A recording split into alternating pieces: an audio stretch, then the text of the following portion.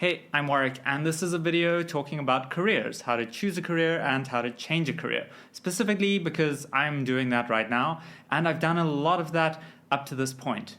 Originally, I studied architecture, then I became a strategy consultant, and then eventually I worked for the UN and got pretty burnt out, and now I'm here, starting a YouTube channel, figuring out what's the next step for me. So far, this is how I've been making content. I grapple with something that I want to figure out the answers to for myself.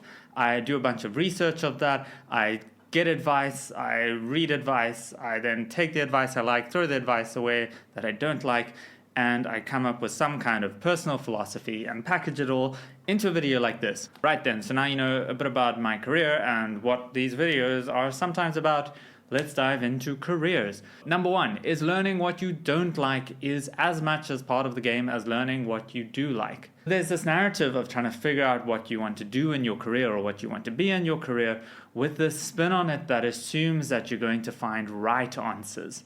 But if you look at your job search or your experience or whatever it might be up to this point, figuring out what you don't like doing is almost as valuable as figuring out what you do like doing, because then it becomes a process of elimination. It's a much easier set of goalposts to strive towards to figure out what you don't like doing than it is what you do like doing. Because it turns out there's an awful lot of stuff that you don't like doing, as much as there is stuff you do like doing. Finding your ideal career is minimizing the amount of stuff that you don't like and maximizing the amount of stuff that you do like. Point number two, you actually have to do things. It doesn't help to read about what a career is like or listen to other people who are in those careers.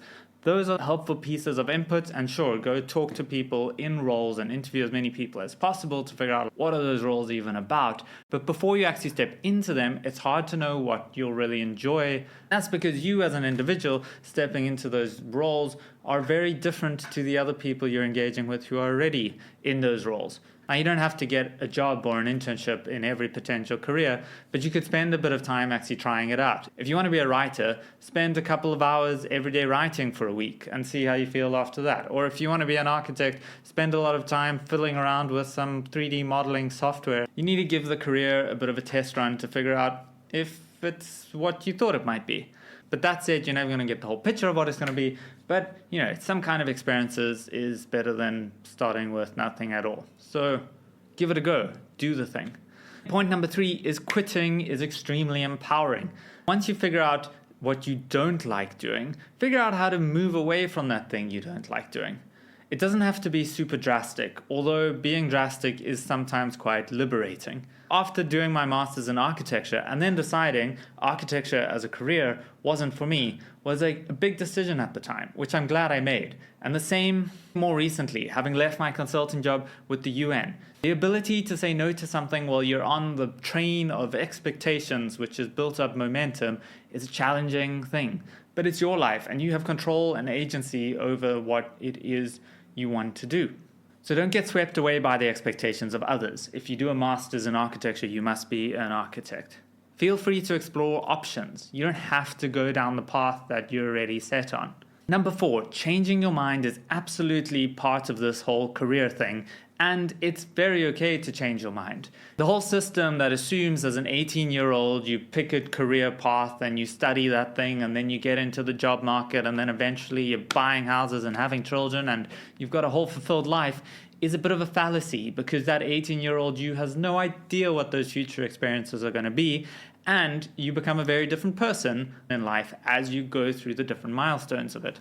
So sure, it does help to define yourself as an expert or build skills around something specific so you've got a strong value to offer potential clients or employers or whoever it might be, but feel empowered to change your mind about what those things are and not trapped by your previous experiences you have. Point number five is consider your values, but be careful when your values are masquerading as your ego. What I mean by this is making decisions based on a value system that might be extrinsically motivated and not intrinsically motivated.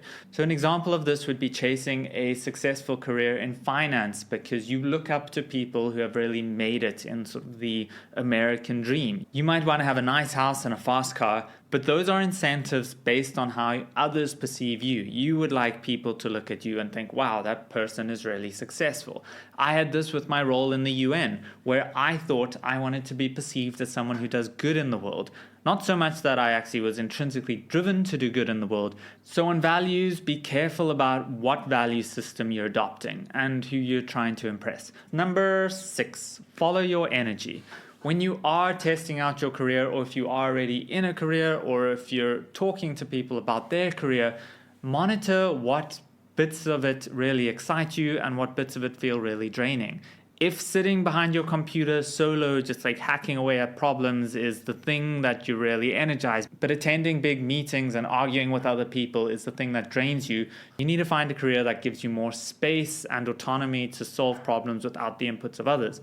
If you are really energized by people and debate and engagement, but find sitting behind your computer by yourself to be really draining, then you need to find a career where you get more opportunity to engage with more people. Now, that's a simple example and isn't going to apply to everyone, but the point is figure out what's energizing you and what's not energizing you, and do more of what's energizing you and less of what really drains you.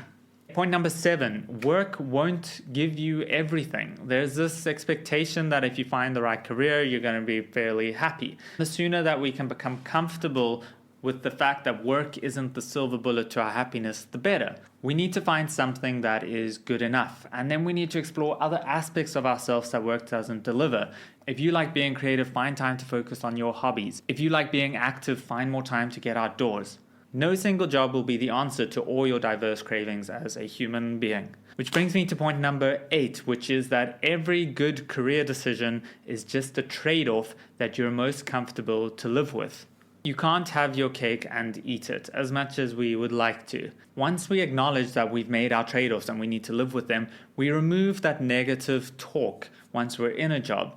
If you decided to pursue a creative career and you're not getting paid as much as your friends in finance, then you need to live with that trade-off. And don't expect your creative career to make the same income as your friends in the finance career. And in the same way, your friends in the finance career can't expect to make a great income and have the opportunities to be creatively fulfilled.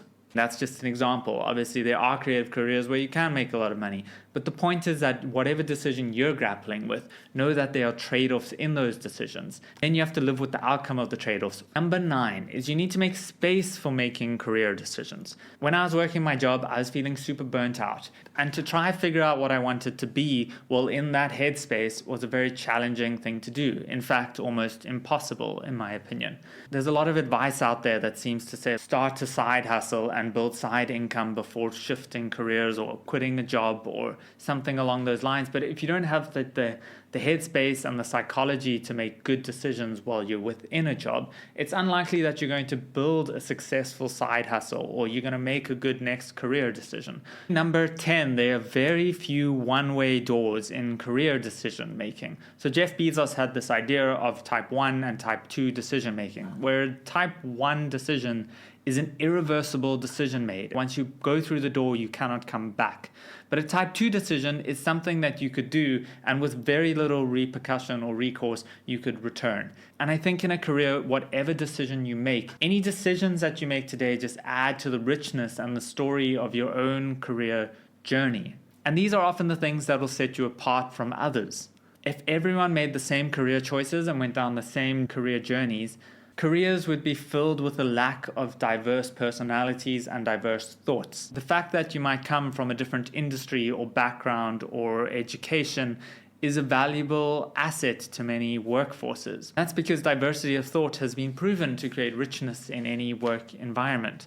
And one more bonus point is you can craft your narrative however you want to tell it. You can pick your own job title and apply to jobs by justifying why your experience is valuable to that role. You don't need to rely on obvious market signalers like what you studied or relevant experience. You can begin to tell your story in a way that really highlights your diversity, highlights your journey, highlights your changes of mind, highlights your self-awareness. If you craft a narrative that explains who you are, as opposed to simply what you do, I think that the job market will reward that.